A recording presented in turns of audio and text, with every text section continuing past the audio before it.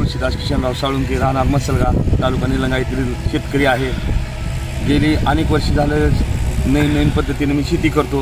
गेल्या वर्षी पण टोकन पद्धतीने सोयाबीन लागवडची शेती केलेली आहे. ह्या वर्षी पण 1 हेक्टरवरती सोयाबीन लागवड करून टोकन पद्धतीनं सोयाबीन लागवड केलेली होती. अतिवृष्टी व ह्या गोगलगायीच्या प्रादुर्भावामुळं माझा 1 हेक्टरचा पूर्ण म्हणजे प्लॉट उद्ध्वस्त झालेला आहे. आता काही करून प्रशासनाने त्या प्लॉटची दखल घेऊन पंचनामा करून जास्तीत जास्त नुकसान भरपाई द्यावे, अन्यथा आम्हाला इथे आत्महत्या केल्याशिवाय पर्याय नाही. तरी आता मी सध्याला ह्या आपल्या शेतामध्ये 1 हेक्टरमध्ये माझा प्लॉट पूर्ण